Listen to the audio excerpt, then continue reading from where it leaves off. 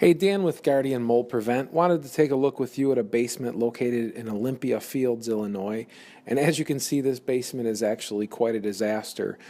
Some water got in the basement, sat for quite some time, and no one realized it. And before anyone ever realized that the sump pump was out and that water had gotten in, quite a mold problem had developed throughout this basement. You can see that the drywall is affected, the trim, and no doubt the paper backing on the insulation behind these walls. And this is definitely a black mold problem, what you would see on television as Stachybotrys or toxic black mold.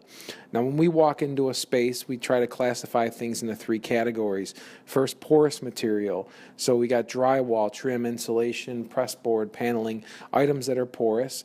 And then we have semi-porous material, so framing members.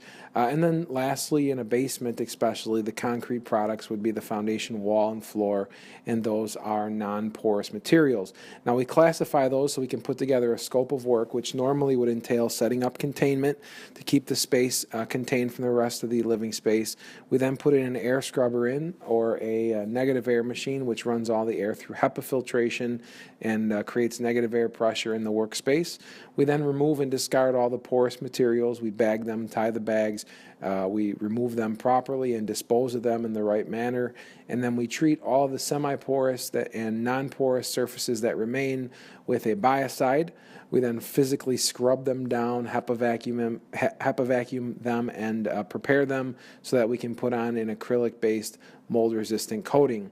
Now I have to apologize because the remainder of this footage is going to be shot in a vertical fashion, and I know it's kind of frustrating when you're looking at something on your screen in landscape, but nonetheless you can see that we removed all the porous material from this basement.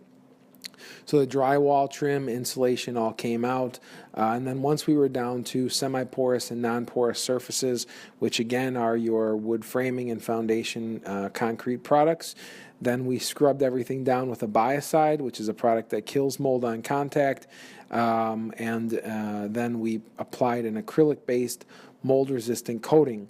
That mold-resistant coating does come with a manufacturer's warranty that it will not support mold growth on the applied coating surface. We then leave our air machine running. We had it running the entire time the project was going on, and then we leave it running for 2 or 3 days after to make sure that we address the air quality issues. When you tear drywall or porous material apart, you end up lofting a lot of spores into the air. This is a still shot of what that machine looks like, the air scrubber, and that machine will pull those spores back out of the air.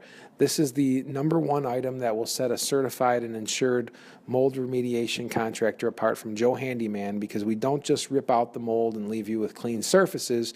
We also address the unseen, which is the air quality, and get it back to an acceptable level.